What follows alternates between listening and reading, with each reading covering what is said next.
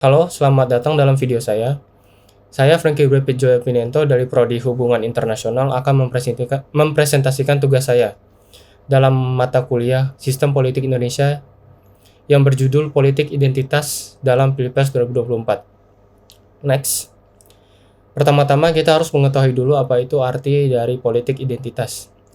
Dalam buku bertajuk Politik Identitas Etnis, karya Abdillah mendefinisikan politik identitas sebagai politik yang dasar utama kajiannya dilakukan untuk merangkul kesamaan atas dasar persamaan-persamaan tertentu, mulai dari etnis, agama, hingga jenis kelamin.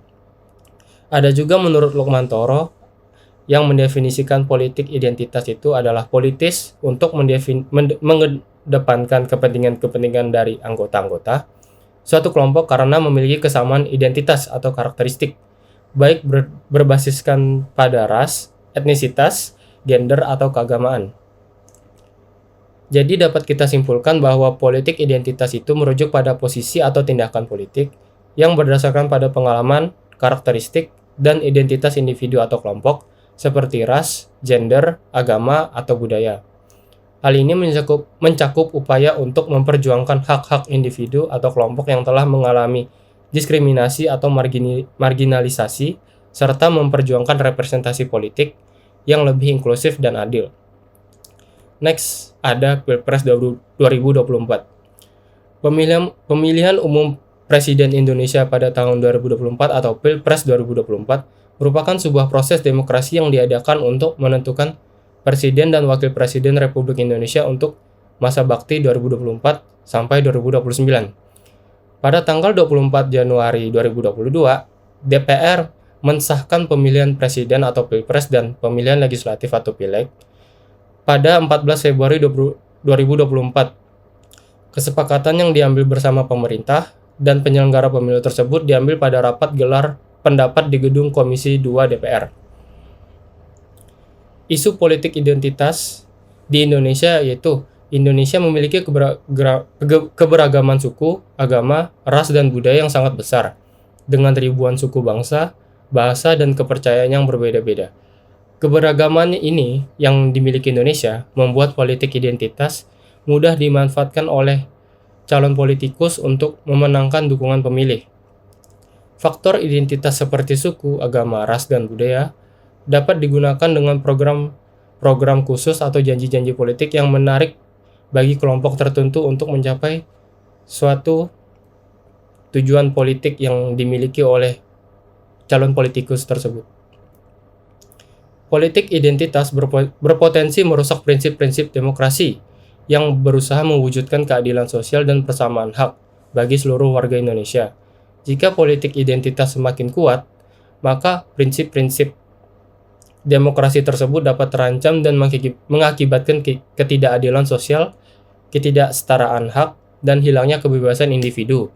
Oleh karena itu, perlu ada perhatian khusus dalam menjaga keberlangsungan prinsip-prinsip demokrasi dalam setiap aspek politik di Indonesia. Nah, politik identitas di Pilpres 2024 kemungkinan akan memunculkan isu politik identitas seperti yang terjadi pada pemilihan umum tahun 2019 lalu. Isu ini dapat muncul dari berbagai faktor seperti agama, suku, dan gender.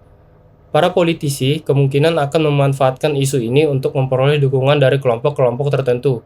Partai politik juga kemungkinan akan menonjolkan identitas tertentu dalam menarik dukungan dari kelompok-kelompok yang memiliki identitas serupa. Politisi sering menggunakan politik identitas dan itu tidak dapat dihindari. Hal ini dapat meningkatkan perpecahan antar kelompok, memicu tindakan diskriminasi dan eksklusi, serta mengancam persatuan nasional dan stabilitas politik.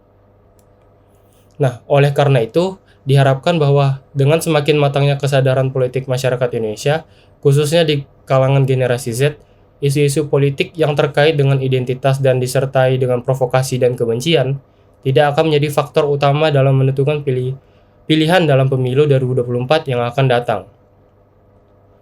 Nah, solusi dalam politik identitas ini dapat kita meminimalisir atau membatasinya dengan dibutuhkannya solusi yang mementingkan kepentingan umum atau publik yang berarti semua individu atau kelompok mendapat perlakuan yang sama atau atas solusi tersebut.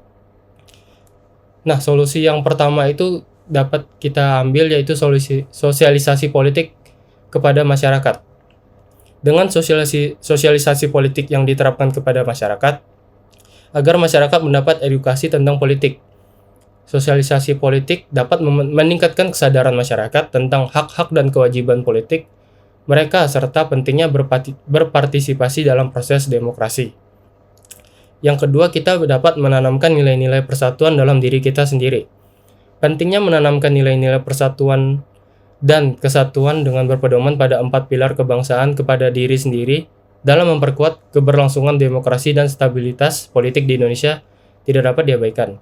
Terutama nilai yang dimiliki Bhinneka Tunggal Ika yang berarti berbeda-beda tetapi tetap satu, yang mengajarkan kita tentang toleransi terhadap perbedaan yang dimiliki oleh sesama warga negara Indonesia, supaya kita sadar akan kesadaran pentingnya kebersamaan dan tujuan bersama. Yang ketiga, ada membatasi penggunaan politik identitas. Dalam upaya untuk mengurangi dampak negatif dari politik identitas di Indonesia, dapat dilakukan dengan membatasi penggunaannya melalui penerapan regulasi. Regulasi tersebut dapat mengatur cara kampanye politik, membatasi penggunaan simbol dan atribut yang berkaitan dengan identitas agama, suku atau ras dalam kampanye politik, serta memberikan sanksi kepada politikus atau partai politik yang melanggar aturan tersebut. Sekian dari saya. Terima kasih.